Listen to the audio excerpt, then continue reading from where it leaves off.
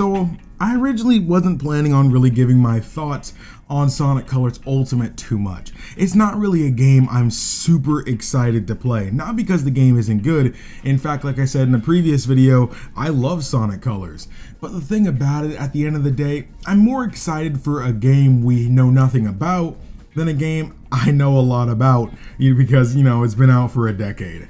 This is still seeing this new game in a brand new light, but at the same time, I can understand, people being hyped for it, because it's being re-released, especially since it's been stuck on the Wii this entire time. But there's been a lot of controversy with Sonic Colors Ultimate, and honestly, it's gotten to the point where I feel like I can't really avoid it. Being somebody who does frequently upload Sonic videos now, I feel like I kind of owe you guys my, thoughts on the whole thing. But for those of you guys who haven't been keeping up with that sort of thing, because it is Sonic Colors, let me give you guys a little bit of breakdown of what's really going on. A lot of people are pretty upset with how Sonic Colors Ultimate is looking, primarily because, well, first things first, the visuals. I wouldn't necessarily say that the visuals are worse, but the bloom and lighting are extremely different, than in this version of the game than the original. And I think this is mainly due to all the assets being, imported into Unreal Engine 4 and, everything being re-rendered out. And I think this is what's really making things different. The lighting engine and stuff with Unreal Engine is very different than what it was originally for Sonic Colors. So that's what makes the lighting and, the bloom a lot different. And I guess that leads into the second topic, the bloom, because the bloom is kind of separate than just the lighting. You can have bloom and not necessarily make it a bright game. Look at, Legend of Zelda Twilight Princess. That game has a lot of bloom, but the game's atmosphere and everything, in terms of actual visual, is a lot darker than, say, something like Wind Waker. And Wind Waker is another aspect of this whole thing that makes things pretty comparable as well. Wind Waker actually ended up getting a re-release as well, just like Sonic Colors is.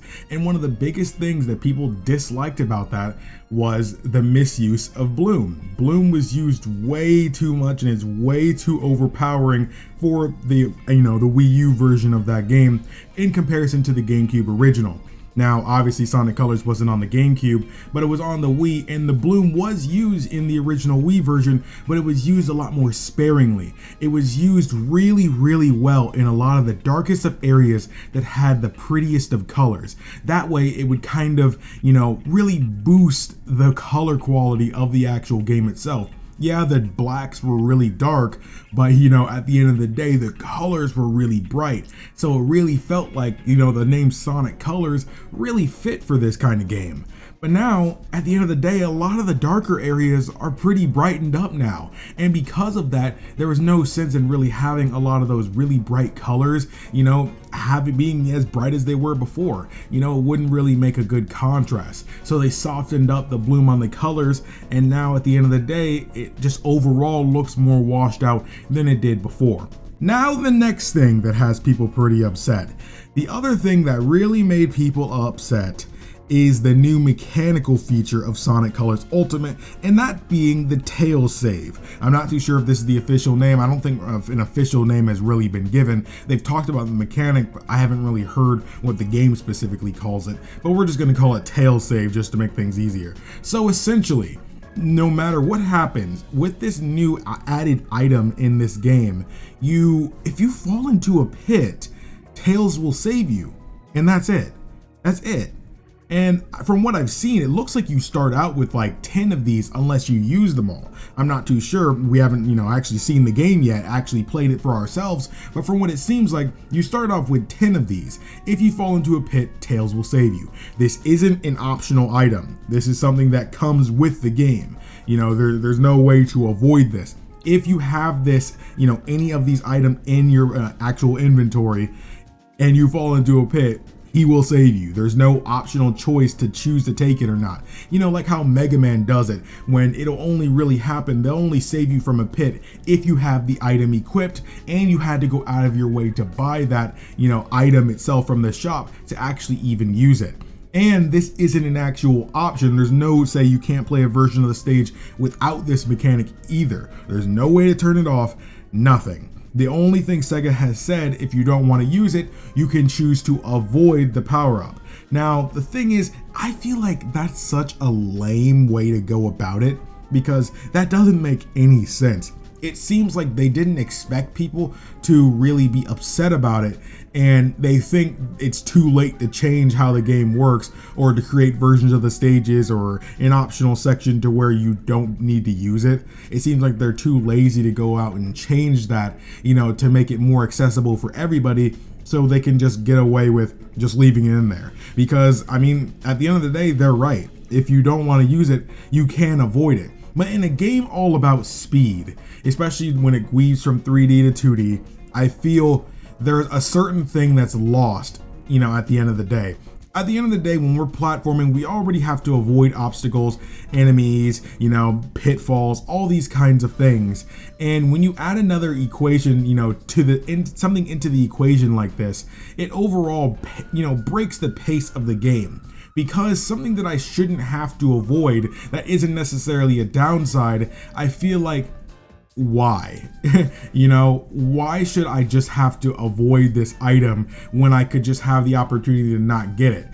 Because if I don't want to make things too easy for myself, I have to go and jump where I don't need to, break the flow of the actual speed, all that kinds of stuff. It just seems a little needless. But I'm gonna go into my thoughts about these things overall. First things first, about the bloom like I mentioned before. Now, this is probably gonna be a hot take, but I don't think it looks that bad. And actually, I'd even go as far to say, I actually think it looks great still. And I think the game still looks quite colorful. I won't say it looks as colorful as the original, but I still think it widely deserves the name Sonic Colors. I think people are greatly exaggerating on this point. Maybe it's because I've also played the game at 1080p, 60 FPS, and all that kinds of stuff already, and obviously it does still look better on there, but I still think it does look pretty good to me. I know some people were like, oh, well, you shouldn't be okay with just, it still looks okay or anything like that. But look, they're not going to go and change this entire game when we're this close to release. Obviously, this isn't something that's going to happen. I'm getting my opinion out there as a consumer that it doesn't look as good as the original. But I'm not gonna cry about it and be upset about a game that's 10, plus years old when I can still go play the original. I own the original. I can still play that version. Yeah, I wish the remaster would be, look as good as the original and actually be a visual remaster of the original. But at the same time, I don't care that much. It's still Sonic Colors either way. And at the same time, I'm also that kind of guy that really prefers Wind Waker HD's look over the original. Personally, I think there's way more personality here. The bloom, really goes with the whole sunshiny day aesthetic that, Wind Waker goes for. So I'm not really hurting about it. I think it looks fine. Maybe that's an unpopular opinion, but I think that's okay. Now, what I really do have a problem with is the tail save. Man, oh man. That tail save is something else, because that actually frustrates me. I'm not necessarily a person who thrives off of difficulty. I think something recently, that Final Fantasy Origin demo reawakened, a desire for difficult games in me, but I still think I'm somebody who doesn't mind a game being easier. As long as the game is fun to me, I don't really care. Some people get fun off of, challenge. Some people get fun off of just being able to not lose a whole bunch and just be able to beat the game. Everybody's different. But at the same time, the fact that Sega doesn't seem to want to make it an option is what frustrates me. It makes me feel like Sega takes 2 steps forward and 1 step back. Yeah, it's a progression forward. They are re-releasing this old game for, tons of new people to be able to play. But at the same time, they're not making it, in a way that will make everybody happy when it's such an easy thing to do. It's not like we're asking for a totally new game or, some new stages or anything like that. They're adding all these new cosmetic stuff and everything like that, but they can't make the tail save optional. You'd think that wouldn't be that difficult to program. I'm not a game developer, so I don't really know that sort of thing, but I've seen indie developers with much lower budgets be able to program this sort of thing when Sega, a big brand company, doesn't seem to want to do this, and I don't understand. I get they want Sonic to be an accessible series for newcomers and pros alike, but again, that just goes to show how backwards their philosophy is. If they truly want Sonic to be something that, you know, young people and older people can enjoy, maybe it should make sense that they should program something that would benefit both kinds of people. You know, the younger crowd may want something to where they don't have to lose a whole bunch and they can be happy with the game, and the older crowd may want something a little bit more difficult. They want to be challenged. They want to get better at the game by, you know, suffering those losses, falling in those pits, starting over, learning the mechanics, and getting the timing down right. That's something a lot of older people may thrive off of,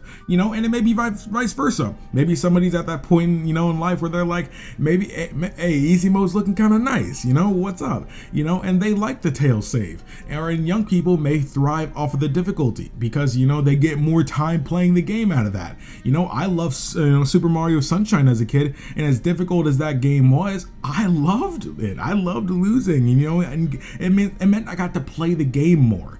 And some young people are just like that. And the fact that they don't want to cater to both these kinds of people is baffling to me, especially when they have so many other games where you can choose difficulty. It just doesn't make any sense to me. This is the same company, again, like I always say, that make Yakuza and Persona. Even though they're different branches, this is all Sega. And when, you know, with their accessibility with these other series, it just baffles me that their flagship series doesn't want to follow in the same footsteps when it should be leading the charge with this sort of thing. It just frustrates me. I don't understand. Sega, if you're watching this video, please, you gotta cater to your fans a little bit more in this sort of thing. I really appreciate you guys re-releasing this game. Obviously, this is a game that many people didn't get to play. A lot of people during the lifespan, I know practically everybody had a Wii. If you check, you know, the average, you know, person's couch, I'm sure you'd find a Wii legend there somewhere. But at the end of the day, there's still a ton of people, you know, who went with 360 and, you know, PS3. So I feel like all those people, or even PC people, all those people who didn't get to play Sonic Colors now have to deal with this, in a way, lesser version of Sonic Colors. Yeah, it runs at a higher frame rate and, you know, the resolution is a lot higher, and that does make a huge difference, but there's more to re-releasing a game than just it being on the console and it being, you know, in widescreen or being in 60 FPS. You know, at the end of the day, if you neuter the gameplay or visual appeal, it ends up being something lesser than what people remembered it being. And there's a lot more to, you know, again, re-releasing a game than just that. So that's how I'm imparting off on this video. How do you guys feel about it? Overall, I think I'm pretty, you know, happy with Sonic Colors Ultimate. I'm nowhere near as upset as a lot of these other people are. I'm not telling you you should be worried about Sonic Colors Ultimate. Honestly, I think you should be pretty excited about Sonic Colors Ultimate. Again, there's, you know, it's a game that's really good, and there's going to be tons of people who never played it. And, you know, this is going to be a way for a lot of people to play Sonic, you know, now. This is probably going to be one of the best Sonic, you know, console games in a long time, you know, because, you know, this is obvious. This is a better game than Sonic Forces. I'll say that right now. This is a better game than Sonic Forces. So a lot of people who weren't really pleased with Sonic Forces can now be able to play a good Sonic game on, you know, console. And I think that's great. I think that is great.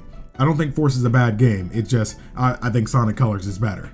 But let me know what you guys think. Are you guys worried about Sonic Colors Ultimate? Should I be more worried about Sonic Colors Ultimate? Do you think there's going to be something else that they haven't really shown yet that we should be worried about?